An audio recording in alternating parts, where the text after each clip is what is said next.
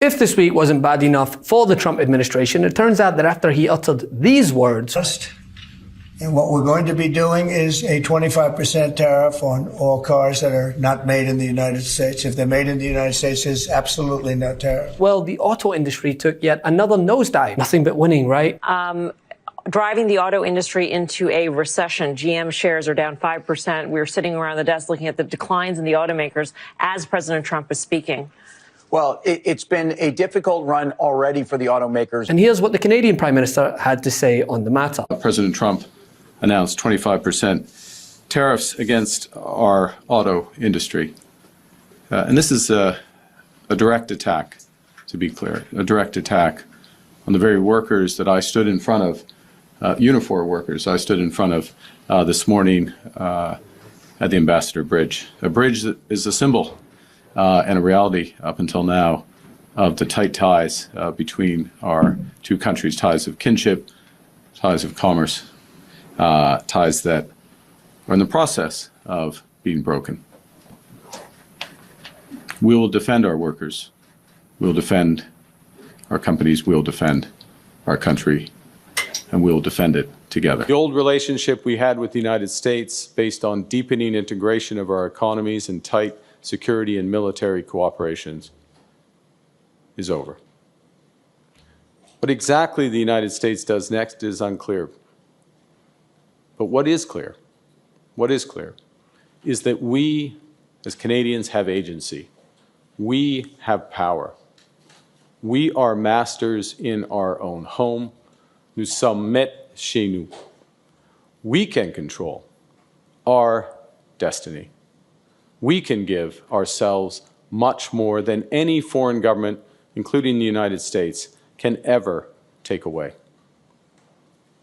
We can deal with this crisis best by building our strength right here at home. It will take hard work. It will take steady and focused determination from governments, from businesses, from labor, from Canadians. We will need to dramatically reduce our reliance on the United States.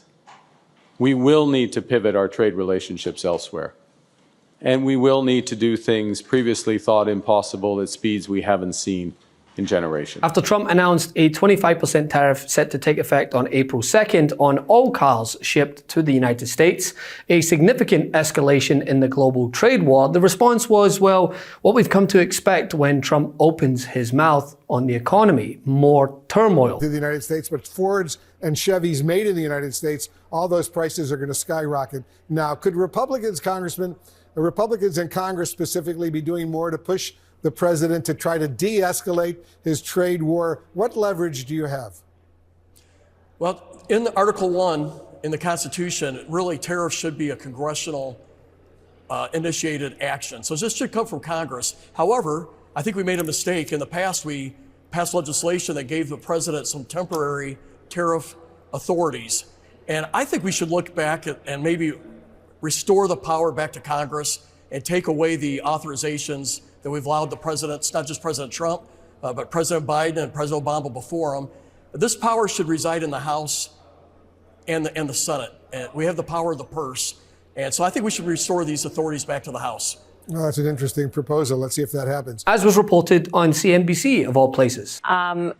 Driving the auto industry into a recession. GM shares are down 5%. We're sitting around the desk looking at the declines in the automakers as President Trump is speaking.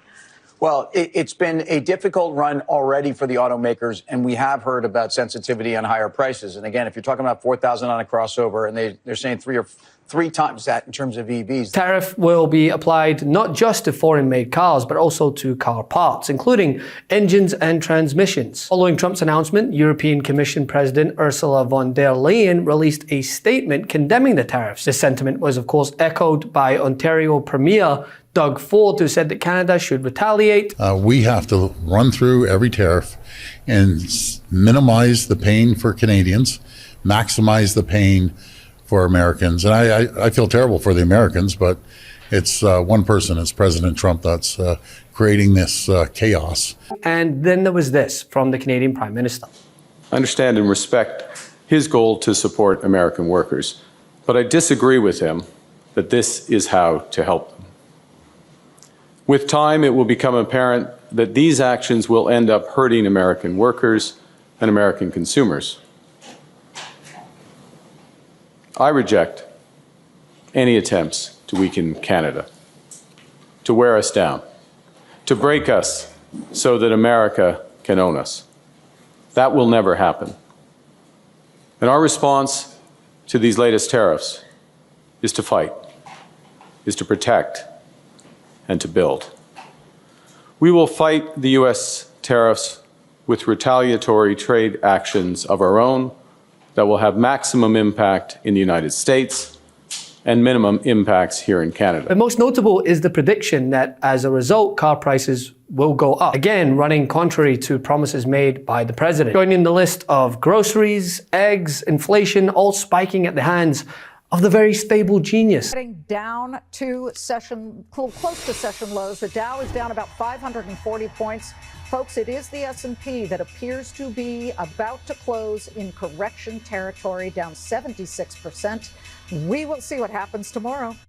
And if you have different people in the administration giving different messages, I mean, the Commerce Secretary and the President are having different messages on the same day. That's not giving the market any sort of ease or certainty for investors.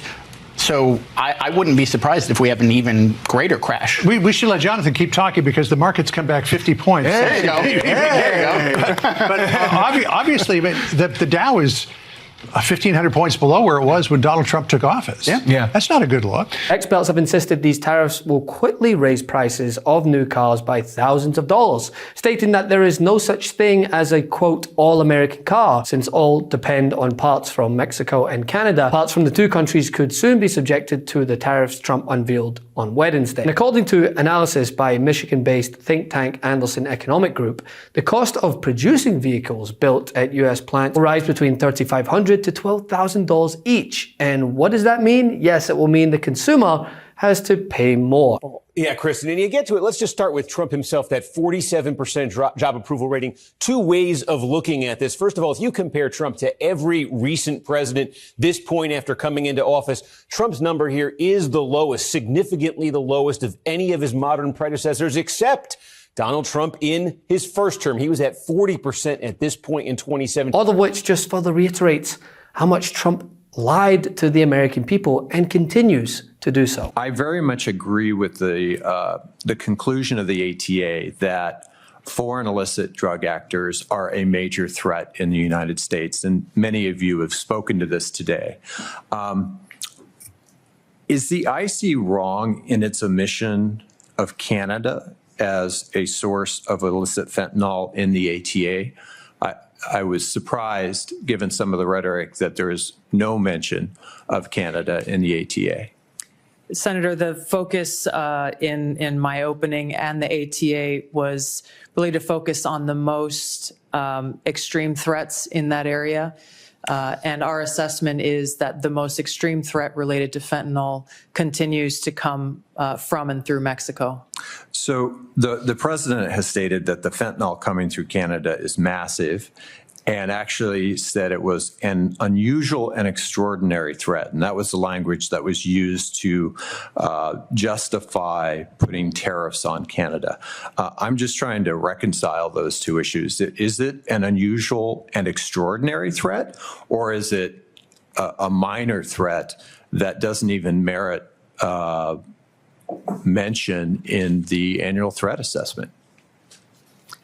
Senator, I don't have the numbers related to Canada in front of me at this time. I'd like to get back to you on the specifics of that answer. It's less than 1% of the fentanyl that we are able to interdict. But if you have different information, I would very much welcome that. Can't get enough Meidas? Check out the Meidas Plus Substack for ad-free articles, reports, podcasts, daily recaps from Ron Filipkowski, and more. Sign up for free now at MeidasPlus.com.